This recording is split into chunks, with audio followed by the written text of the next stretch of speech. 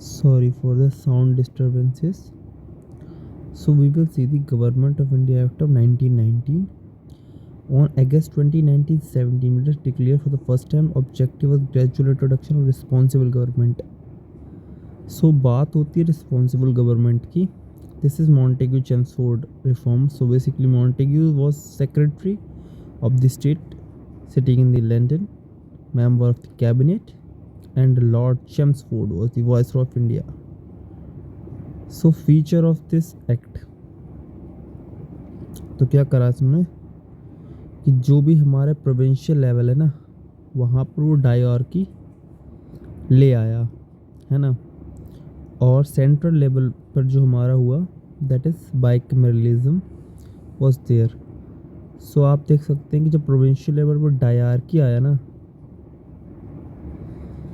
That means transfer subject and reserve subject were there. So transfer were for the legislative portion and reserve for the governors. ठीक है, तो आप देख सकते हो कि reserve subjects include the police, administration, prison, land, finance. Transfer were administered by governor.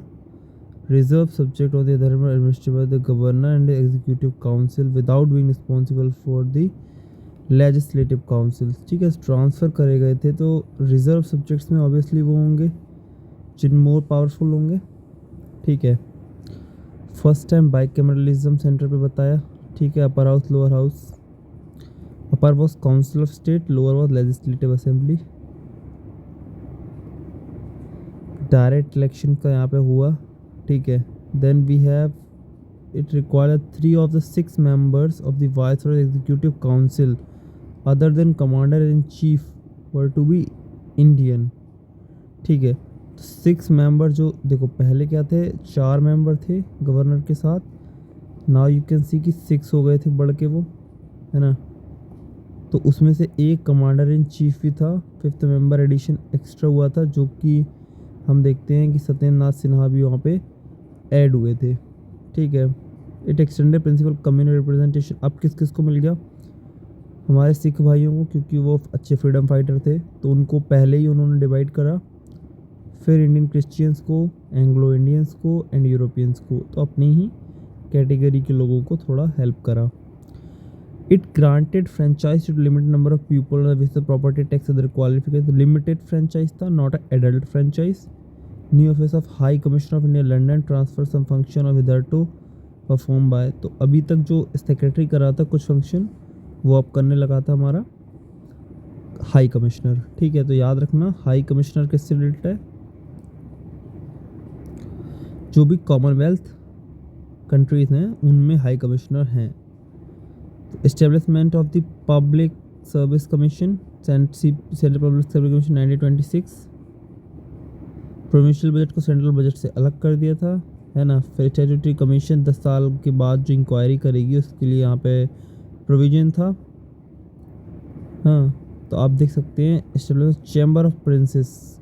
यहाँ पे बात हुई थी हमारे चैम्बर ऑफ प्रिंसेस को स्टैब्लिश करने के लिए, ऑल्सो नोन एज नरेंद्र मंडल. ठीक है, तो किसने बात की थी, तो 1919 के एक्ट ने चैम्बर ऑफ प्रिंसेस बनाने की बात की थी. Chamber of was inaugurated in 1921. It consisted of 120 members, princes of 108 states and 12 representatives of other states. It was held by Viceroy. It facilitated consultation, discussion on matter of the common interest. ठीक है, तो ये important point है, new point addition हुआ है ये. ठीक है, then we have Simon commission. तो साइमन कमीशन इसी बेसिस पे 1927 में ना ऑल वाइट पेपर था, तो इस पे सभी लोगों ने, है ना, काफ़ी ज़्यादा विरोध करा था. तो आप देख सकते हैं कि फिर इसी की बेसिस पे एट दी एंड हमारा जो गवर्नमेंट ऑफ इंडिया एक्ट 1935 है वो बना था. साइमन कमीशन के बाद हम देखते हैं कि कम्युनल अवार्ड 1932.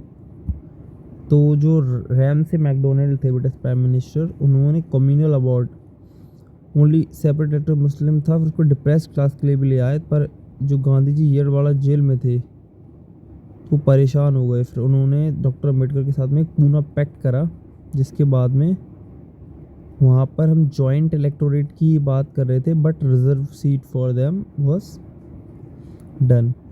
नाउ तो क्या टाइमलाइन क्या है, 1930 first round table conference, Congress बायकॉटेड.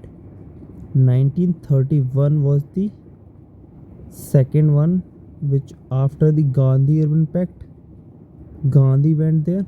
ठीक है, कन्विंस करने के लिए कि जो भी बातें हमारी साइमन कमीशन में के द्वारा बताई गई हैं उनको कैसे इम्प्लीमेंट किया जाए उसके लिए.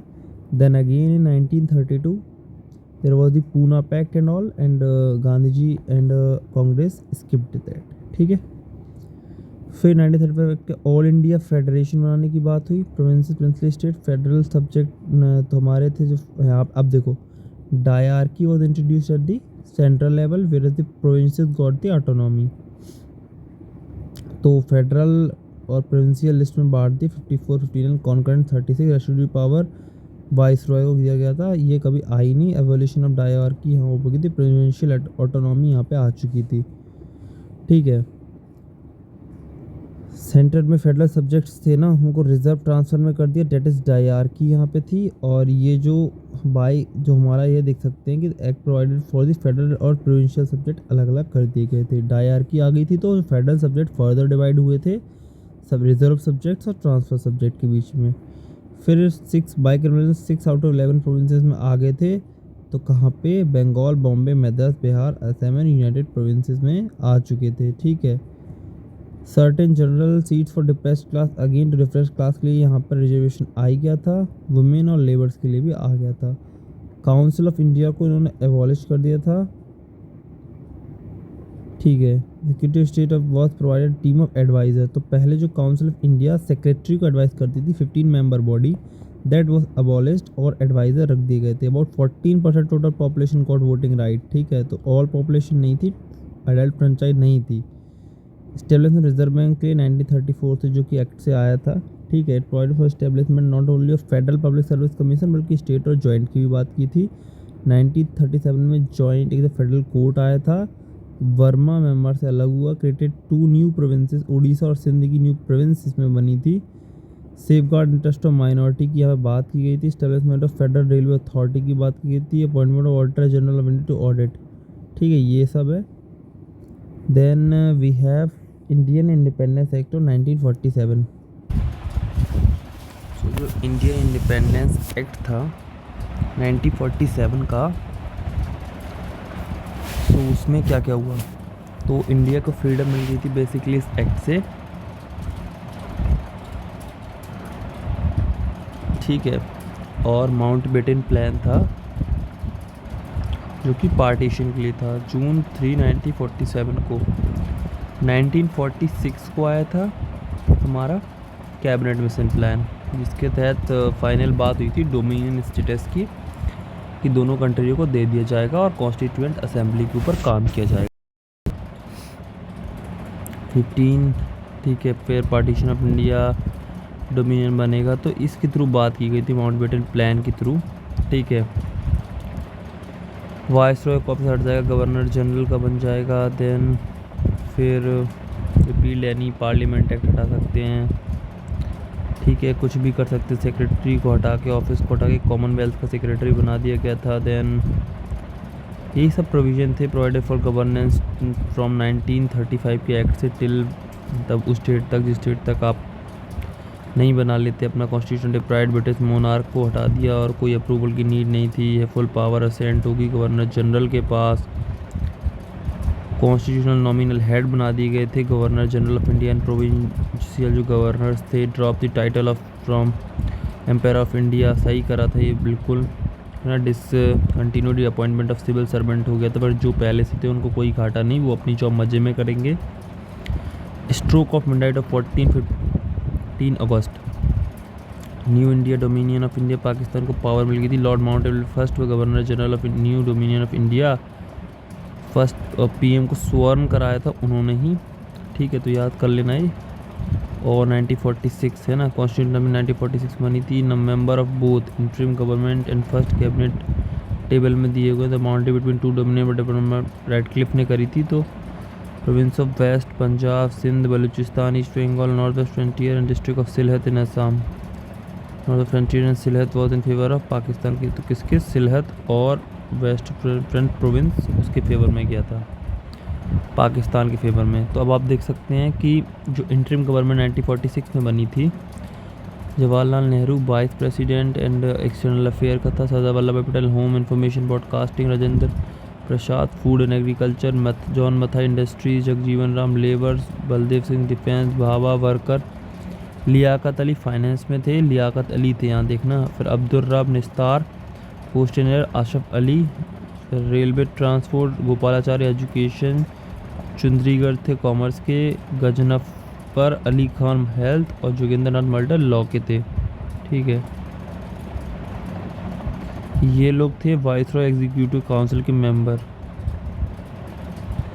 और जो नेहरू जी थे उनको वाइस प्रेसिडेंट बना दिया गया था काउंसिल का। ठीक है, फर्स्ट कैबिनेट इंडिपेंडेंट इंडिया बनी, तो अब देखिए कौन कौन हट गया। जवाहरलाल नेहरू वहीं रहे, वल्लभ भाई पटेल यहीं रहे, राजेंद्र प्रसाद भी वहीं रहे, मौलाना अबुल कलाम आज़ाद को एजुकेशन दे दिया गया था, विच वॉज अर्लियर सी राजगोपालाचारी कर, जॉन मथाई को रेलवे पकड़ाया गया था, आसफ अली के पास था, R K Shanmukham Chetty finance, Ambedkar law, Jagjivan Ram labour वही का वही है, डिफेंस बलदेव सिंह जी को मिला, अमृता कौर जी को हेल्थ मिल गया था, which was earlier handle by the Ghazanfar Ali Khan. ठीक है, फिर सी एच भाभा को कॉमर्स, रफ़ी अहमद किदवाई को कम्युनिकेशन, श्यामा प्रसाद मुखर्जी को industries and supplies and V N Patel को वर्क माइन एंड पावर मिला था। ठीक है, तो हमारा फर्स्ट चैप्टर कंप्लीट हो गया है, मेकिंग ऑफ द कॉन्स्टिट्यूशन। ठीक है, तो एम एन रॉय ने कॉन्स्टिट्यूंट असेंबली की 1934 में बात की थी, जो कि पायनियर थे कम्युनिस्ट मूवमेंट के। ठीक है, अगस्त ऑफ 1940 में आया था, जहाँ पर डोमिनियन की बात की गई थी। And Stafford Cripps, a member of cabinet, came to India, the proposal of British to framing independent constitution adopted after world war 2। तो क्रिप्स मिशन आया था 1942 में। ठीक है, फाइनली कैबिनेट मिशन प्लान आया था 1946 में। कौन कौन था? पैट्रिक लॉरेंस, स्टैनफोर्ड क्रिप्स और ए वी अलेक्जेंडर इसमें थे। ठीक है, याद रखना, तीनों के नाम पूछ लेगा। मई 16 1946 को आया था। कॉन्स्टिट्यूंट असेंबली 389 मेंबर थे, 296 थे ना ब्रिटिश जो इंडिया प्रोविंस, 93 प्रिंसली स्टेट से थे। लेकिन जब ठीक है, हमारा जो कंट्री का डिवीज़न हो गया था, तो ये सीट्स काफ़ी कम हो गई थी। So we will see that कि ये काफ़ी कम रह गई थी। तो देखो 296 में से कांग्रेस ने पहले जीती 208 थी, 77 इन्होंने ऐसे करके रह गई थी। देन आप देख सकते हैं कि सीट रिड्यूस हुई थी, दैट मीन्स अराउंड ये 293 रह गई थी और ये 70 कुछ रह गई थी, 93 से 70 पे आ गई थी जो प्रिंसली स्टेट थी, और ये 389 से 293 तक रह गई थी। तो काफ़ी रिडक्शन हो गया था, 291 है ना। तो कुछ इस तरीके से ये कम हो गई थी सीट्स काफ़ी, बिकॉज जो मुस्लिम लीग के मेंबर थे पाकिस्तान में चले गए थे। वर्किंग ऑफ कॉन्स्टिट्यूंट असेंबली दिसंबर 9 1946 को फर्स्ट मीटिंग हुई थी, बस ये याद मेन रखना है। फिर तो टेम्परेरी चेयरमैन सबसे जो फ्रेंच प्रैक्टिस है ना, डॉक्टर सच्चिदानंद सिन्हा, ठीक है, इनको बनाया गया था टेम्परेरी। फिर परमानेंट मेंबर बना दिया राजेंद्र प्रसाद जी को। एस.सी. मुखर्जी वाइस प्रेसिडेंट भी चुने गए थे, कृष्णमाचारी सेकंड वाइस प्रेसिडेंट। ठीक है, 16 अगस्त को। ऑब्जेक्टिव रेजोल्यूशन 13 दिसंबर 1946, याद रखना। पहले आया था कैबिनेट मिशन प्लान, ठीक है, ऑब्जेक्टिव रेजोल्यूशन बाद में आया था। You need to remember that thing because confuse कर सकता है। ये दिसंबर में आया था 1946 के। तो इसमें कुछ बात करी गई थी जो कि जवाहरलाल नेहरू ने रखा था, तो ये प्रीएम्बल का बेसिस बना। ठीक है, प्रीएम्बल का बेसिस बना। कुछ इसमें फंडामेंटल राइट्स वगैरह थोड़ी बहुत बात की गई थी, which is not that important to discuss now. आप थोड़ा उसको देख लेना, मतलब equality in tribal justice and all की बात की, सोशल जस्टिस रिलेटेड था, एंड राइट्स एंड ड्यूटीज़ की बात की गई थी। एनोनिमसली जनवरी 22 1947 को एक्सेप्ट करा गया था, दिस इज़, है ना। फिर और हमें पता है कि जुलाई 22 1947 में हमारा जो नेशनल फ्लैग है उसको अडॉप्ट करा गया था। देखो, changes by the independence act. तो क्या क्या हुआ था कि इंडिपेंडेंट हो गए थे, ठीक है, जब वो कॉन्स्टिट्यूंट असेंबली बनी, it was chair by Rajendra Prasad. When met in legislative body, it was chair by G V Mavalankar. Constituent body जब वो कॉन्स्टिट्यूशन बना रही थी तो वो राजेंद्र प्रसाद के हेड में थी। जब वो लेजिस्लेशन कर रही थी तो जीवी मावलंकर, यानी एग्जीक्यूटिव जुडिशरी में डिवीज़न हुआ। मुस्लिम लीग मेंबर चले गए, 299 स्ट्रेंथ रह गई थी 389 से, और 70 तो रिड्यूस हो गई थी। Other function perform ratify Indian membership Commonwealth में कर दी थी। नेशनल फ्लैग जुलाई 22 1947। नेशनल एंथम तो ये बनाया किसने था, आइडिया दिया था 1921 में किसने, पिंगाली वेंकैया ने। ठीक है, ये आपको याद रखना है, इम्पॉर्टेंट है। पिंगली वेंकैया और भगिनी निवेदिता ने इनसे भी पहले, भगिनी निवेदिता तो शिष्या थी इनकी, हमारे विवेकानंद जी की। तो उन्होंने 1906 में भी इसका मॉडल दे दिया था। तो हम अगर पूछा जाए तो स्पेसिफिकली सबसे बड़ा योगदान पिंगली वेंकैया ही का है। It had national song on 24 जनवरी 1915 और नेशनल एंथम भी सेम दिन पे। तो 2 साल 11 महीने 18 दिन लगे, 114 डेज लगे तो बनाने लिखने में, और 64 लाख खर्च हुए। ठीक है, कमेटी मेजर ये रही, कितने इम्पोर्टेंट ऐसे आप याद भी नहीं कर सकते हैं, इम्पोर्टेंट भी नहीं है। रूल ऑफ प्रोसीजर के राजेंद्र प्रसाद जी थे। माइनर कमेटी फाइनेंस स्टाफ की डॉक्टर राजेंद्र प्रसाद, ये आपको इतना इम्पॉर्टेंट नहीं है। ठीक है, फिर ड्राफ्टिंग कमेटी इम्पॉर्टेंट है। तो डॉक्टर अम्बेडकर, गोपाल स्वामी अयंगार, अल्लाड़ी कृष्ण स्वामी अय्यर के मुंशी सैयद मोहम्मद सदुल्ला, एन माधव राव और टी कृष्णमाचारी थे। ठीक है, सो ये कमेटी बनी। लेस देन 6 मंथ इनैक्टमेंट हुआ। फर्स्ट रीडिंग नवंबर 4 1948, सेकेंड रीडिंग 15 नवंबर 1948, थर्ड रीडिंग नवंबर 14 1949। तो 1 साल पूरा लगा था। और कुछ 2473 अमेंडमेंट डिस्कस करे गए थे। Adopted an act gift WhatsApp 26 नवंबर को 395 आर्टिकल 8 शेड्यूल के साथ में एक्सेप्ट कर लिया गया था। ठीक है, संविधान दिवस मनाते हैं इसीलिए हम। चीफ आर्किटेक्ट मॉडर्न मनु के नाम से जाना जाता है अम्बेडकर को। एनफोर्समेंट ऑफ द कॉन्स्टिट्यूशन, ठीक है, क्यों इसी दिन करा था, क्योंकि 1929 को लाहौर अधिवेशन में इसी दिन 26 जनवरी को पूर्ण स्वराज की जो मांग थी ना वो रखी गई थी, इसीलिए date of commencement. Expert committee Congress की बैठी थी, जो कि बैठी थी मटेरियल फॉर कॉन्स्टिट्यूंट असेंबली के जवाहरलाल नेहरू चेयरमैन, एम आसफ अली, के एम मुंशी, एन गोपाल स्वामी अयंगर, के टी शाह, डी गडगिल, हुमायूं कबीर, के संतनाम इसमें थे। के संतनाम का काफ़ी रोल है, सीबीसी एड बॉडी वगैरह के लिए जो रिकमेंडेशन दी थी इन्होंने ही दी थी, सीआईए वगैरह के लिए। ग्रैनविल ऑस्टिन वगैरह वगैरह हैं। क्रिटिसिज्म होता है, not a representative body, not a sovereign body, ऐसा लोग कहते हैं। Time consuming, dominated by Congress. Drifting committee तक बोल दिया था किसने, नजीरुल्लाह अहमद ने, फिर नजरुद्दीन अहमद ने, सॉरी। लॉयर पॉलिटिशियन डोमिनेशन था, डोमिनेटेड बाय हिंदू था, कोई कह रहा है। ठीक है, फिर क्या है important fact, elephant symbol B N Rau जो लेजिस्लेटिव एडवाइज़र थे, legal adviser, H V R Iyengar secretary थे, S N Mukherjee chief draftsman of constitution थे, राय यादव जी ने कैलीग्राफी की थी, नंदलाल बोस जी ने, और बेहर राम मनोहर सिन्हा ने इस पर डिज़ाइन की थी। Revan Raman eliminated beautified original preamble calligraphed by Prem Behari Raizada.